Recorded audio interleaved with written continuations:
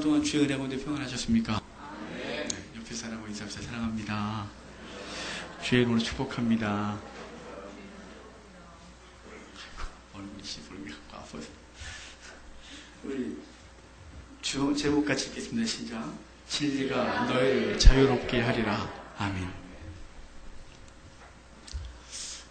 얼마 전에 예전에 알고 지내던 사람하고 통화를 좀 했습니다. 한 20년이 넘었던 사람인데, 근데 저한테 그러는 거예요. 예전에 신앙생활 열심히 했던 사람이거든요. 요즘 열심히 다니죠? 그랬더니 아니에요. 그래서 어떻게 된 거냐고. 이렇게 열심히 했던 사람이, 목사님 제가 세상에 많이 찌들었습니다. 그래요? 그래서 왜 그러냐 그랬더니 어떤 일이 연루가 되면서 7년 동안 소송을 했대요. 개인 소송을 했대요. 혼자서 그 법관들하고 싸웠대요. 그 높은 분들하고 7년을요. 그래서 공부 많이 했겠네. 되게 많이 했대. 이겨서 졌어요. 이겼대요. 그래서 무지하게 했네. 네, 그랬어요. 지금도 노조에 가입돼 있대요. 노조에 한대요. 내가 왜 그렇게 됐어? 그랬어요. 아니, 그렇게 순진하고 굉장히 착했던 사람인데 어떻게 이렇게 투사가 되고, 이거 이상해. 볼륨 좀 낮춰줘요. 투사가 되고 이상해졌냐고 제가 그랬어요. 그랬더니 어쩌다 보니까 한번 연루돼서 7년을 싸우고 나니까 이 사람이 독해지더래요. 그러면서 이제 그들과 함께 계속해서 이제 또 그런 일을 하고, 그게 제 인생인가 봐요. 이렇게 말하는데 마음이 좀 아팠어요. 그래서 다시 주 앞에 나와야죠. 그랬더니 그래야죠. 그래서 저한테 전화한 것 같아요. 제가 기억이 났고 20여 년 넘는 시간을 통해서 희생하면서 저를 인터넷 찾았대요. 통화가 됐어요. 그 사람은 왜 이렇게 오랫동안 싸웠을까요? 1775년에 미국의 독립전쟁이 있기 전에 한 사람의 유명한 연설이 있었습니다. 한 달 전에 독립전쟁에 계기가 됐든 또 발화선이 됐든 한 연설이 있었는데, 그 핸드릭스라는 사람이 그 연설에서 자유가 아니면 죽음을 달라, 멋있는 얘기를 했습니다. 그래서 그 억압으로부터 그들이 독립을 하고 이제 하게 됐었는데요. 인간에게 있어서 무엇인가 눌려있고 억울한 일을 당하고 그리고 포로가 되어지고 핍박을 당하는 삶은 사는 것보단 죽는 게 나을 수 있다. 이게 사람들의 가치관 같습니다. 그래서 그 친구도 차라리 그 편안한 삶보다는 던지고 좀 더 인간다운 삶에 대한 생각을 하고 눈을 뜨고 그쪽으로 계속해서 삶의 방향이 결정돼서 자기도 모르게 계속 이 길로 왔다. 이런 얘기를 해요. 인간에게 있어서 자유는 생명을 주고도 얻을 만한 가치가 있다고 여겨집니다. 우리도 이미 잘 알고 있지 않습니까? 일본으로부터 억압과 핍박을 받았던 민족 아닙니까? 이렇게 갈구하는 자유는 뭔가 대조되는 어떤 사건 때문에 더 강력한 가치를 갖습니다. 그것은 억압과 핍박이라고 하는 이 것과 대조돼서 그것이 있을 때 불교의 자유는 더 강력한 가치를 갖습니다. 일제의 억압으로부터의 자유, 또 군사독재로부터의 자유, 언론의 통제로부터 자유, 그리고 그 외에 많은 그 억압과 힘든 일부터 자유, 이런 것들이 우리들로 하여금 그 자유를 추구하게 합니다. 때로는 그 억압을 도저히 본인의 힘으로는 해결할 수 없다고 여길 때 인생은 한 가지 결단합니다. 죽는 것이죠. 그래서 자유가 아니면 죽음을 달라, 이렇게 말했던 거 아닙니까? 자유 그러면 옛날에 봤던 영화 하나가 생각납니다. 브레이브하트라는 영화를, 그 스코틀랜드를 배경으로 한 그 영화에 그 맨 나중 주인공이 죽으면서 프리더 이렇게 하면서 죽습니다. 그 자유, 그때 굉장히 인상이 강했었습니다. 타이든 자이든 스스로 그 인생의 많은 어려움들로부터 벗어나려고 노력을 하고, 그 노력이 때로는 어리석은 결단을 할 때가 있습니다. 이 땅의 억압, 또 질병, 재물, 권력, 삶의 짐, 모든 것들로부터 자유하고 싶습니다. 그래서 자이든 아니면 타이든 죽음을 선택합니다. 그러면 벗어날 거라고 생각하기 때문에 그렇습니다.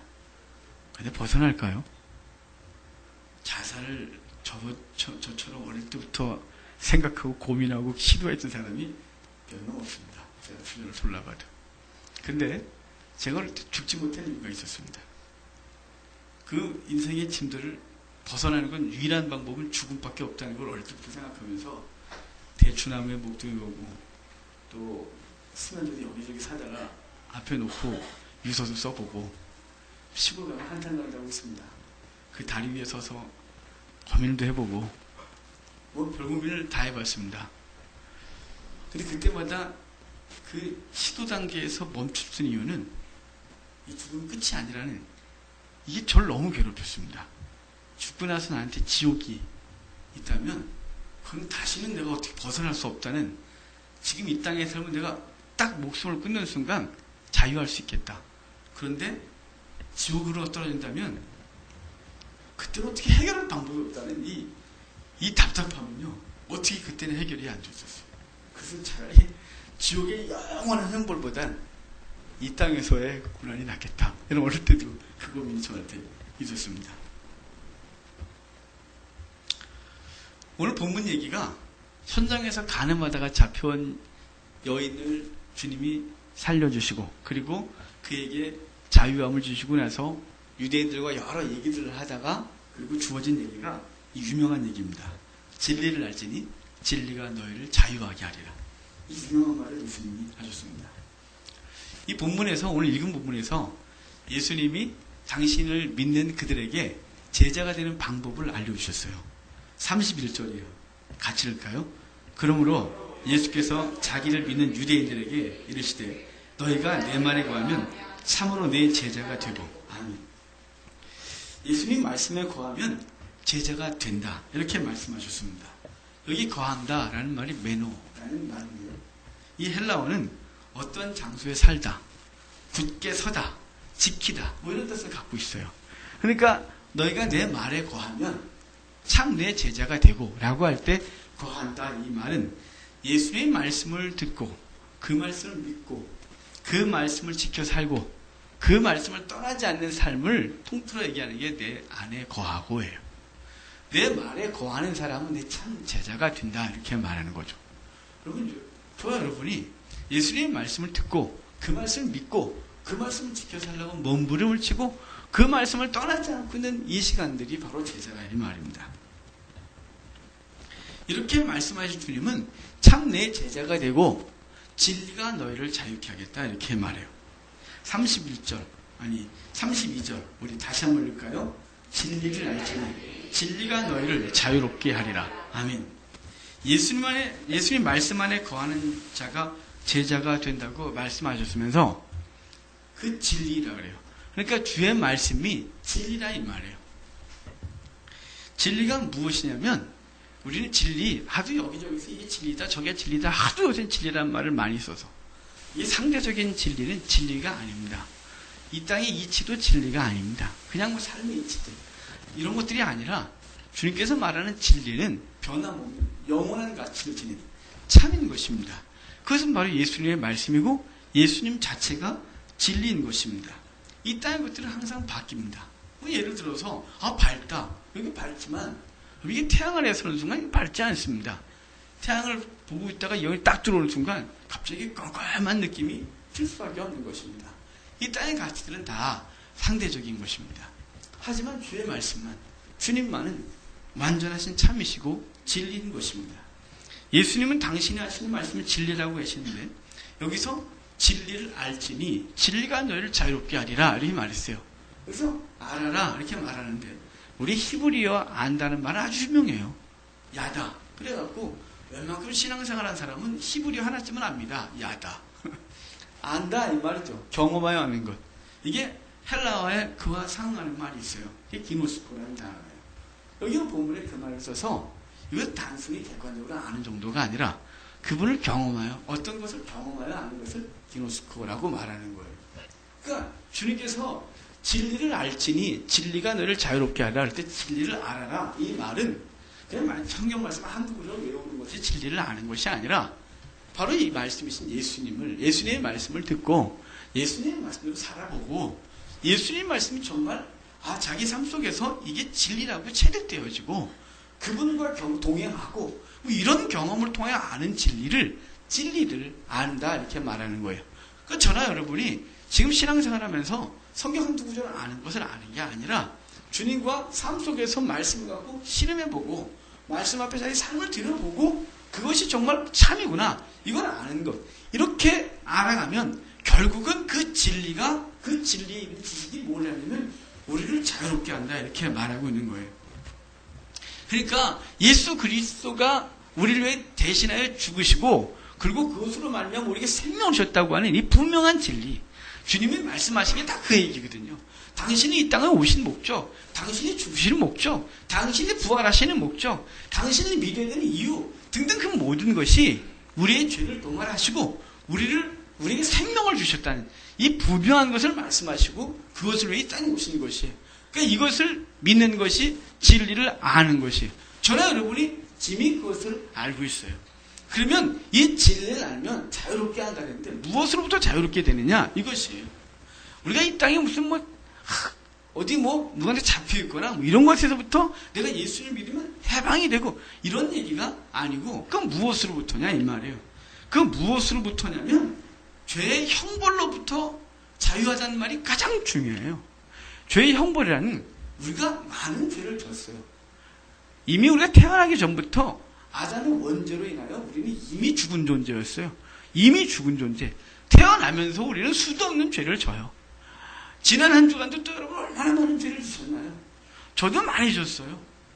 오늘 찬송가 311장 찬송을 어제 정하고 그냥 예배 드렸어요.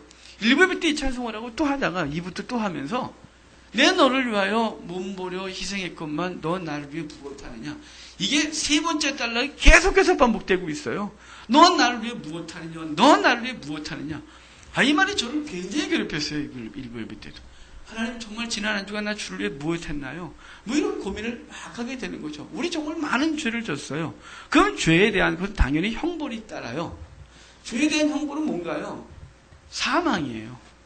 죄에 대한 형벌이 밥 한 끼 굶고 무릎으로 계단 올라가고 이런 거 정도면 이 땅에서 가지고 할 만합니다. 안 그렇겠습니까? 하지만 죄가 무엇인지 간에 그 죄의 형벌은 반드시 딱 하나요. 사망.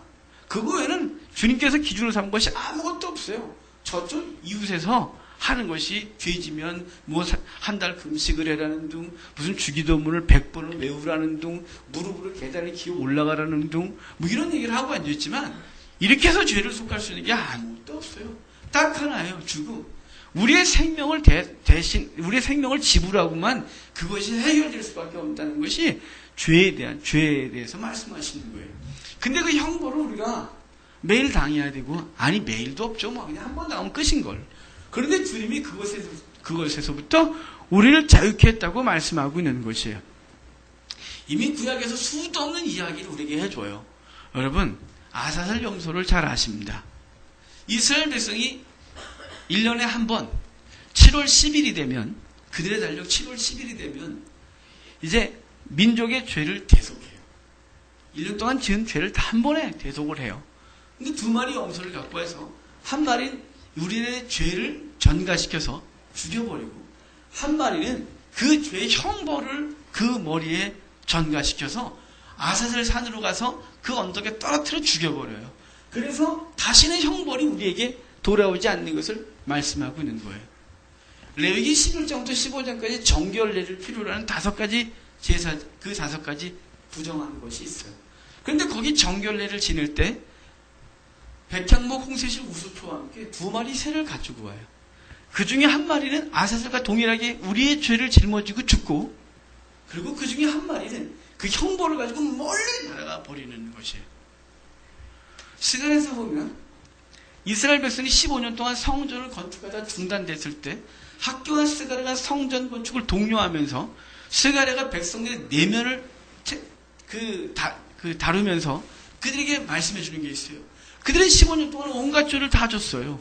대제사장 여호수아도 더러워졌고, 그리고 총독 스룹바벨도 리더십에 상처를 받았고, 그리고 백성들은 모두 성전 지으려고 갖고 왔던 거 다 자기네 집에 갖다 다 훔쳐가는 바람에 도둑질과 거짓말의 죄를 다 져버렸어요.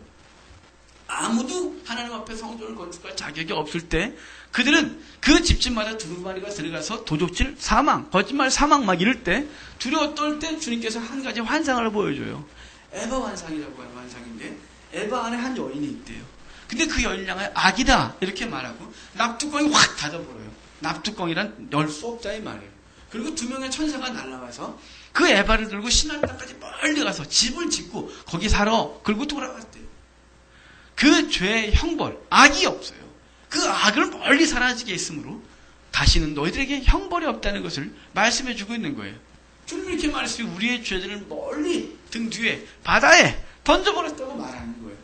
주님은 주님의 진리, 예수 그리스도의 말씀, 예수 그리스도의 죽으심, 예수 그리스도께서 우리를 위해서 자유케 하셨는데 뭐로부터냐?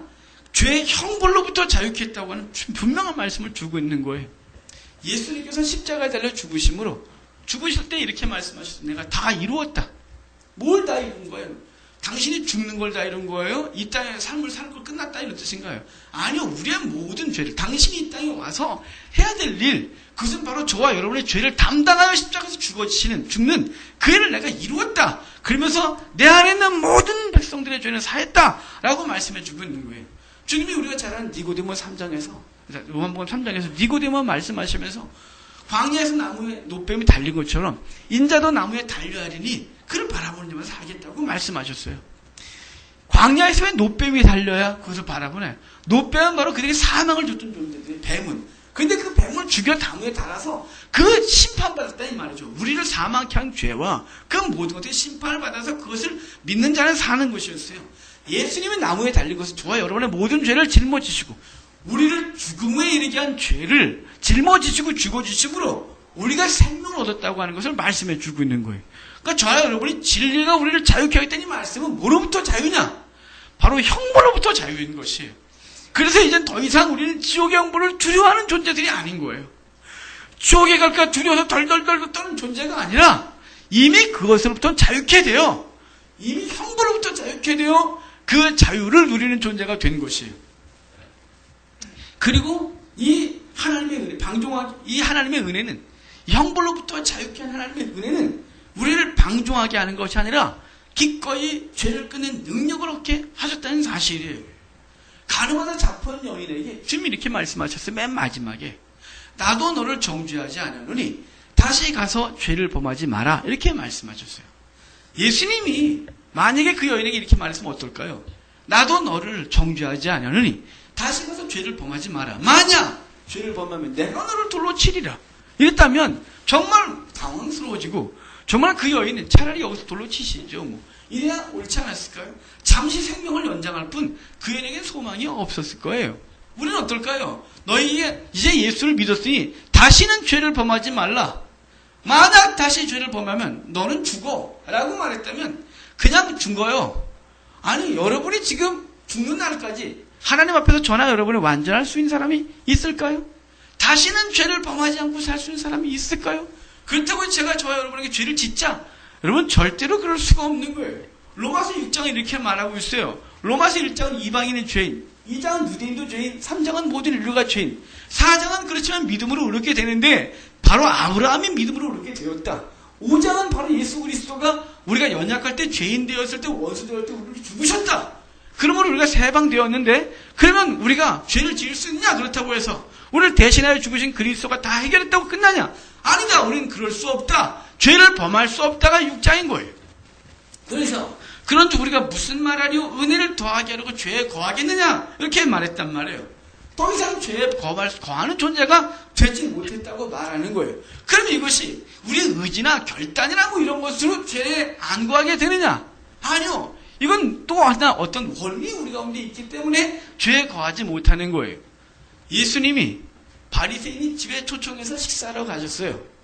그런데 그 이웃에 있던 한 동네 그 죄인인 여자가 예수님에게 다가와서 들어와갖고 옥합을 깨뜨려 예수님 발에 붓고 눈물을 흘리며 자기의 머리털을 풀어 그분의 발을 씻겨요. 그랬더니 바리새인이 보고 있다가 저가 선지자냐? 저 여인이 누군 줄 알았다면 저 여인을 내쫓았을까? 부정한 여인이니까 라고 생각할 때 주님이 그 바리새인의 생각을 아시고 주님이 이렇게 물으세요. 얘야, 어떤 사람들이 그 빚을 많이 줬어. 한 사람은 많이 주고 한 사람은 적게 주고. 근데 그 사람들이 갚을 능력이 없어. 다 탕감해 줬어. 그럼 누가 그를 더 사랑하겠느냐라고 했더니 그가 아무 생각 없이 자기가 지금 함정에 빠질 줄도 모르고 이렇게 말해요. 많이 탕감받은 자니이다. 맞다. 많이 탕감받은 자가 많이 사랑하는 것이다. 라고 말하는 거예요. 지금 우리가 율법과 그 죄의 형벌로부터 자유케 되었는데 그렇다고 자유케 됐다고 우리가 막 사느냐? 그렇게 못 산다. 이유는 뭐냐면 지옥에 갈까봐가 아니라 예수 그리스도의 놀라운 사랑을 입었기 때문에 그 사랑에 감격하여 죄를 지을 수가 없는 거예요. 주님이 너무 우리가 주신 은혜가 감격스러워서 어떻게 하면 주를 위해 살까를 고민해요. 그런데도 죄를 짓는다고요? 우리 연약한 거야. 우리 속의 죄성이 여전히 사라지질 않고 있는 거예요. 이미 우리가 구원을 받았지만 여전히 우리는 육체 가운데 살아가고 우리는 육체의 욕망 앞에서 끊임없이 우리가 싸우는 거예요. 내 속에서 하나님과 사단이 싸운다고 누가 그렇게 가르쳤어요? 내 속에서 하나님과 뭐가 싸우냐? 하나님의 성령과 내 속에 죄성이 끊임없이 싸우고 있는 거예요. 그래서 끊임없이 우리는 성령에 굴복하고 살아가고 때로는 그분은 우리가 이기고 막 이랬지만 다시 그분이 탄식하여 기도함으로는 다시 그분 앞에 굴복해서 내게 주신 그 놀라운 은혜, 나를 자유케 하신 그 은혜에 감격하여 그분의 원하시는 대로 살고자 함이 우리 속에 생기는 것이 우리가 잘 아는 이사야서 43장 21절에 무슨 얘기를 했어요? 이 백성은 내가 나를 위하여 지었나니 나의 찬송을 부르게 하려 함이라. 이 유명한 말씀이 뭐라 그랬어요? 찬송 부르게 한다고요? 아니 이미 그 40장부터 위로하라 내 백성을 위로하라. 뭐라고 위로할까요? 복용했다가 끝났다가 위로하라. 푸른 마르고 꽃에 시드나 여호와의 말씀 영영이 소리라. 이 말씀은 내가 70년 전에 예언했고 200년 전에 이사야를 통해 예언했지만 반드시 내가 그것을 이룰 것이다. 내 백성은 반드시 돌아오게 하겠다. 물 가운데 지날더라도 타오지도 못하고 그리고 침 몰지도 못하게 하겠다. 내가 지켜주겠다. 내 의로운 오른손을 붙들어주겠다. 계속 이 얘기를 하면서 43절 21절에 나오는 이유가 뭔가요? 내 백성은 내가 반드시 건져내서 내 백성은 반드시 구원해내서 그로 하여금 나를 찬송하게 하겠다 이 말이에요. 그러니까 그분의 의지가 뭔가요? 우리를 반드시 건져내겠다는 거예요. 그래서 우리는 찬송하는 거예요. 뭐래요? 입술로요? 아니요. 삶으로요. 삶으로 거룩한 삶을 살아가고 그리스도를 증거하고 죄를 안 지게 몸부림을 치는 그 삶으로 우리가 하나님을 찬송하고 있는 것이 그래서 우리가 진리가 우리를 자유케 했는데 죄의 형벌로부터 자유할 뿐만 아니라 그 자유한 것은 기꺼이 죄를 짓지 않은 열정까지 생기게 한다 이 말이에요. 또한 이 자유는 율법의 요구로부터 우리를 자유하게 하는 것이에요. 율법이 우리를 많은 것들로 얽매여요. 사도 바울이 얼마나 고민이 많았나요? 7장에 가면 사도 바울 로마서 7장에 가면 유명한 말을 하잖아요. 거기서 자기 속에 있는 것과 자기가 원하는 것이 매일 싸우고 있는 것이. 그래서 그가 이렇게 고백해요. 내가 한 법을 깨달았노니 그 선을 행하기 원하는 나에게 악이 함께 있는 것이다. 이렇게 말해요. 내 지체 속에서 한 다른 법이 내 마음과 법과 싸워 내 지체 속에 있는 죄의 법으로 나를 사로잡는다. 오라 나는 곤고한 사람들 이 사망의 몸에서 누가 나를 건져내랴. 이게 사도 바울의 고민이었단 말이에요. 여러분의 고민 아니십니까? 지난 한 주간 동안 이 고민 안 했습니까? 그러면 회개하셔야 돼요. 이런 고민 좀 하고 사셔야 돼요. 그냥 아무 생각 없이 일주일 살다가 그냥 오는 게 아니라 주님 앞에서 나는 왜 이렇게 사나? 나는 왜 이렇게 하나님 앞에서 경건하지 못할까? 그분의 사랑을 입은 사람답게 왜 살지 못할까? 왜 나는 이렇게 아무 생각 없이 죄를 짓고 있고 그 죄 속에 느낌이 없을까? 왜 무감각할까? 고민하셔야 돼요. 우리는 사도 바울의 고민이 계속 있어야 돼요. 마치 밝은 등 안에 내려가면 우리 자기 속에 있는 티를 다 보고 그분 앞에 점점 더 가까이 가면 더 가까이 갈수록 자신들의 죄를 더 깊이 깨닫고 더 부끄러워서 어찌할까를 탄식하는 이 모습이 사도 바울의 모습이 우리의 모습이 되어야 되는 거예요. 그럼 여기서 끝이냐 이 말이에요. 아니요. 이 율법의 요구 때문에 율법이 자기에게 요구하고 있는 많은 것들 때문에 괴로워하는 우리의 모습이 있어요. 자신은 그렇게 살지 못하니까요. 그런데 사도 바울이 8장에서 뭐라 그래요? 로마서에서 그러므로 이제 그리스도 예수 안에 있는 자에게 결코 정죄함이 없나니 이는 그리스도 예수 안에 있는 생명의 성령의 법이 죄와 사망의 법에서 나를 해방했다 이렇게 말하고 있는 거예요. 우리가 해방된 것이에요. 율법의 요구가 우리를 사망으로 이끌어요. 매일 고민이 돼요. 끙끙거리고 살아가지만 완전할 수가 없는 우리의 모습 때문에 어찌할까 탄식해요. 나는 정말 하는 사람이 아닌가? 난 주님 사랑하는데 난 왜 이럴까? 이 말이죠. 그 많이 탕감받은 자로서 내가 그 은혜를 경험하고 있고 그 탕감받은 자답게 살려고 몸부림을 치는데 여전히 난 넘어져 있고 여전히 부끄럽고 여전히 그렇다 이 말이에요. 사도 바울은 점점 믿음이 강하면 강할수록 주님과 만남이 깊어지면 깊어질수록 자기 속에는 죄가 더 확연히 드러나는 거예요. 예전에 믿지 않을 때 더 강력한 죄인이었음에도 불구하고 오늘 난 더 더러워져 보이는 거예요. 왜일까요? 그분의 은혜하면 가면 갈수록 자신이 얼마나 추하고 못난 일을 계속 본다 이 말이에요. 이게 안 보이면 지금 점점점 멀어지고 있는 사람인 거예요. 그분 앞에서 점점점 멀어지면, 빛에서 점점점 멀어지면 자기는 아름다워 보이는 거예요. 하지만 빛 가운데 점점점 가면 자기 속에 있는 잡티가 다 보이는 거예요. 쓰여 보이는 거예요. 이런 내가 어찌 주의 사람이냐는 이 고민을 휩싸이게 되는 거예요. 그러면 거기서 끝이냐? 아니죠. 주님께서 우리를 해방했다고 이 분명한 믿음으로, 그럼에도 불구하고 그분 앞에 서서 우리가 어찌 살아야 되는지를 고민하는 것이죠. 이 사랑은 끊어지지 않는 거예요. 그 로마서 8장의 맨 후반에 뭐라 그래요? 어떤 것에서부터, 그 무엇으로부터도 우리는 끊어지지 않는다. 하나님의 사랑에서 끊어질 수 없다고 주님은 분명히 말씀하고 있는 거예요. 그래서 죄의 요구, 율법의 요구, 형벌의 요구, 그 모든 것들로부터 우리가 자유했다는 사실을 분명히 믿는 것이에요. 이 자유로 죄 짓는 자가 아니라 성령의 열매를 맺는 삶을 살아야 하는 것이 진리로부터 자유케 된 사람들의 삶의 의무인 것입니다. 이제는 그것은 우리의 짐인 것입니다. 근데 그 짐이 또 무겁습니까? 주님이 그렇게 말씀하신 적이 없습니다. 율법의 짐 아래에 있었던 그들에게 주님께서 이렇게 말씀을, 수고하고 무거운 짐진이다. 거기서 지금 인생의 짐, 그런 인생의 짐, 그런 아주 가치 없는 얘기를 하고 있는 게 아니라 유대인들의 율법의 짐, 주의 뜻대로 살리고 율법이 꽉 눌려갖고 정말 감당할 수 없는 어마어마한 율법. 지금도 율법이 우리 스트레스 따고 오면 우리가 감당합니까? 그 어마어마한 율법의 짐에서 돌아와라. 그럼 내가 쉬게 하리라. 그러면서 이렇게 말씀하셨습니다. 내가 주는 짐은 쉽고 가벼움이라. 그 짐이 뭔가요? 이전에는 그것을 해야 하는 거예요. 막 내가 원치는 않지만 그래야 되는 거예요. 하지만 이제는 기꺼이 원해서 그 짐을 져요. 그래서 가벼워지는 거예요. 주님을 사랑하기 때문에 기꺼이 지는 거예요. 그래서 가벼워지는 거예요. 여러분, 우리 아이들이 있어요. 오늘 여기 온전이가 아픈데, 제가 아픈 온전을 저는 하루만 하면 피곤해가 안 데려가나 빨리.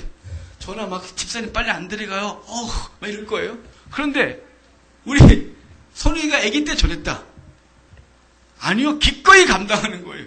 며칠 나는 기꺼이 감당하는 거예요. 잠을 안 재워요. 기꺼이 감당하는 거예요. 왜일까요? 사랑하기 때문이에요.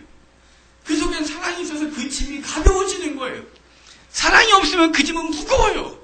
그 기꺼이 질 수가 없는 거예요. 그래서 수고하고 무거운 짐 다 내게 오라. 내가 너를 쉬게 하리라. 내가 주는 짐은 쉽고 가볍다. 여전히 우리는 하나님의 율법의 요구가 우리 속에 있어요.